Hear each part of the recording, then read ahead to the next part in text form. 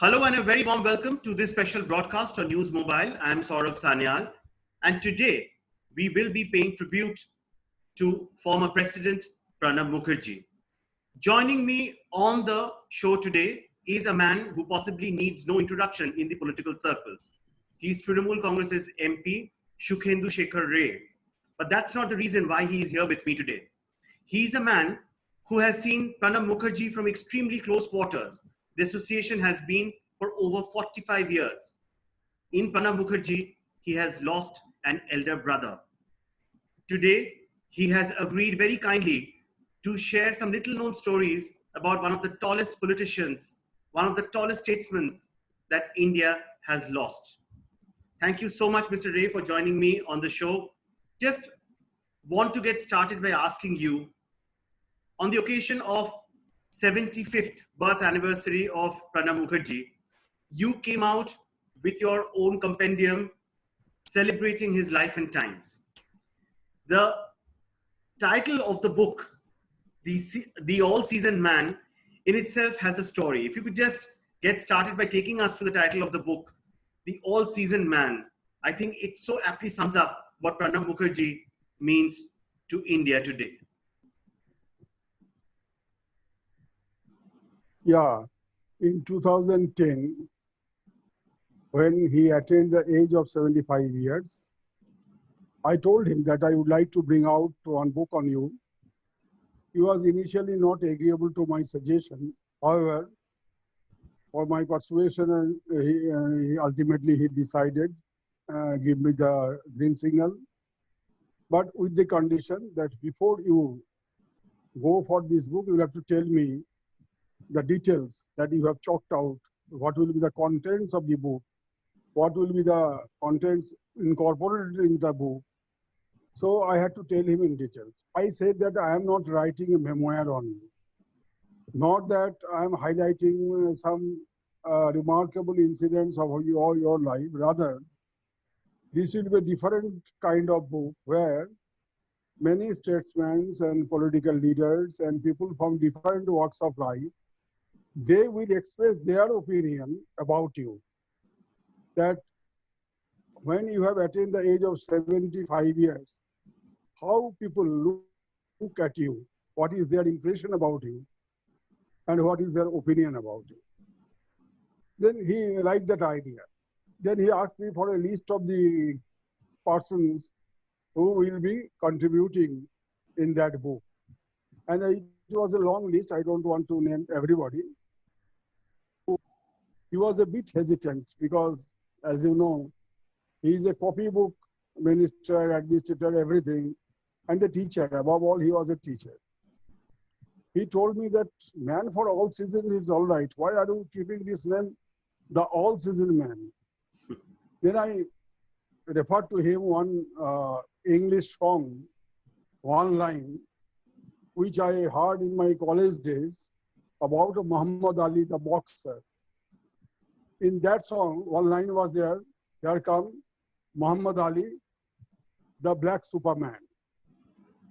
So just to keep that rhythm in my mind and in the book, I titled it as The All-Season Man. He liked the explanation and ultimately gave me the signal. And many people like that book. My personal association with him is more than 4 decades.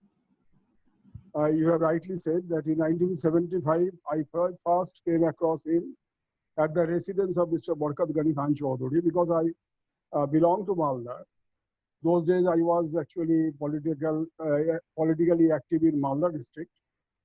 And in 1977, for the first time in his life that he contested Lok Sabha election for Malda parliamentary constituency in 1977.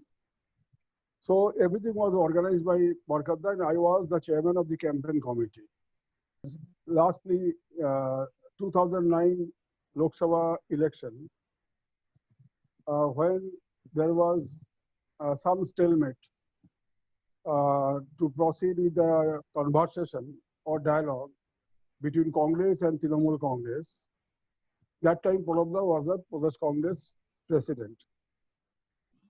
And he asked me to negotiate with Ms. Mamata Banerjee, Didi, that go to her and you arrange a meeting so that I can discuss with her that how we can forge an alliance. And ultimately it clicked. So that way, Pranabda was happy, Didi was also happy. So these are the personal stories, Mr. Ray, as you're sharing. And that association, as you pointed out right in the beginning, it spans for more than 45 years. Today, as you were discussing with me in the morning, there's a sense of emptiness, that a sense of huge void possibly that will never be filled or can be filled ever. When you looked at those visuals of his last rites, when you looked at his mortal remains being taken first to Rajaji Marg residence and then, for the last rites, what were the thoughts? What kind of memories kept flooding your mind? If you can just share some little known facts about the man who you have seen so closely, and a man who for the world outside might just be a politician, might just be a statesman, or might be a former president, but for you, as you're calling him, was like your elder brother. You see, he was both my elder brother, a teacher, and a mentor. Day before yesterday night, when I got the news first that he is sinking, at that time he was sinking according to doctors. Through some source I got the news. The immediate reaction to my mind was that all pervading darkness around me. And thereafter, even now, I have not been able to come out of that frustration. And it occurred to me that in the political life of our country, a great void has been created. He was, according to me, a colossal patriarch of the political establishment of India for the past four decades, much more than 4 decades, which can never be filled in. With his death, this is not only a death of a person or a politician, it's a death of an institution, as I have seen him closely for the past 45 years. An extraordinary and empathize with what you are saying. Mr. Ray, I also wanted your insight into a very interesting incident that, if we recall, it was the recitation of the Chandi Path in the parliament. Now, we do know that every year he used to go down to his native place in Birbhum, in Merathi village, where he used to take part in the Durga Puja festivities. Now, that was, and I remember him talking about it, where he used to say that that is the time of the year that I really, really look forward to. But when you look at this, how do you say that particular incident of him reciting the Chandi Path to silence the opposition in a way inside the parliament? Yeah. Someone from the ruling party described Mother Durga in a way which was not liked by the opposition BJP. And they created an uproar in Lok Sabha. Ultimately, Pranabda intervened and he referred lines after lines from Sri Sri Chandi, a religious scripture all of us know, where Devi Durga has been glorified. So he recited line after line to establish that the member who has said something about Mother Durga, there was nothing wrong it. Rather, what he has said, that has also been said in Sri Sri Chandi, that scripture. So for the first time and possibly for the last time, in the Lok Sabha, a senior cabinet member, he is reciting from Chandi. It was a sight to see. Possibly, and thereafter, Lalkrishna Advani ji, after that incident, he told Pranabda jokingly that, you see, you are not jack of all trades, but you are also master of all trades. What a told me that. But that brings me to my last, in a way, as we wrap up this conversation, many people say that the Congress party to which he gave so much of his life, his formative years, his political career, the Congress party wasn't very kind to him, that he's a man who should have been the prime minister, but he never became the prime minister. He's a man who was shown the door by the Congress party, but then I remember reading somewhere where he had said that if there is winter, then spring can't be far away. And he did make a comeback to the Congress party as well. Uh, he was, for all practical terms, the de facto prime minister, as many people said when Dr. Manmohan Singh was at the helm of affairs. Just take us through, has Congress really, when you look back now at his life, at his illustrious career, could Congress have done more? Was Congress kind enough to Pranab Mukherjee? You see, that was the decision of the Congress party whether he was not made prime minister. That I cannot explain. But my feeling is that he ought to have been appointed the prime minister of India, and that way, Congress party would have been saved, and the emergence of the BJP at the central power would not have happened. That is my personal assessment, but that is neither here nor there. Absolutely my personal assessment. Because he had the prime ministerial quality. I never say that the others did not have. But in the post-Indira Gandhi era, he was possibly the only person who has taken up so much challenges. He was a troubleshooter. He was the chairman of 40 GON.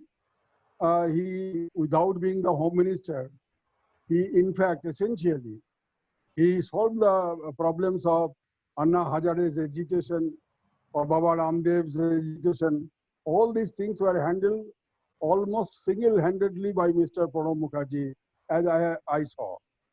So that is my personal assessment, but it would have been better for the Congress party. But my assessment or my remarks is neither here nor there, as I already said. That is for the Congress party to assess. Possibly some of them are repenting, because some of my friends who were cabinet ministers and even now they are at the helm of the affairs, sometimes they tell me in confidence that was a wrong decision, that Dr. Manmohan Singh should have been the president of India. And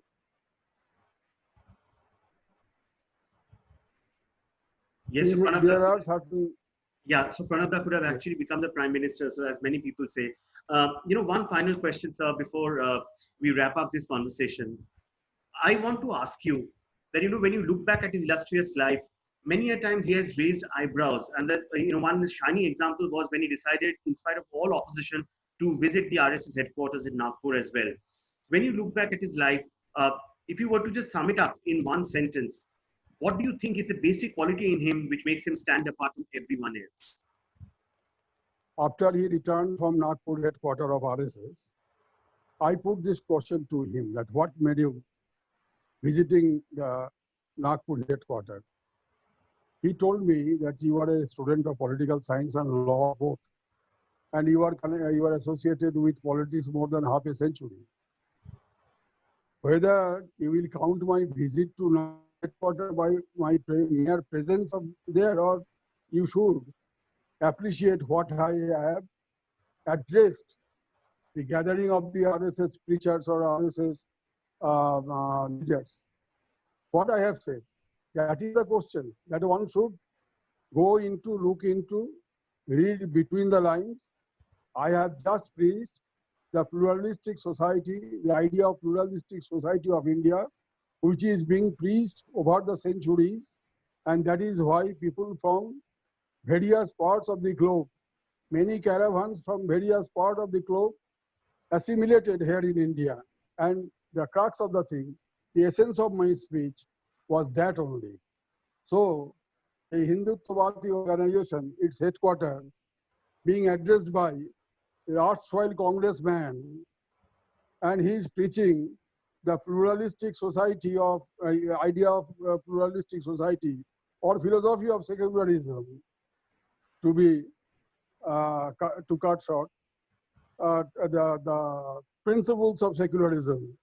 So whether that should be considered, or why I have visited Nagpur, that question should be raised.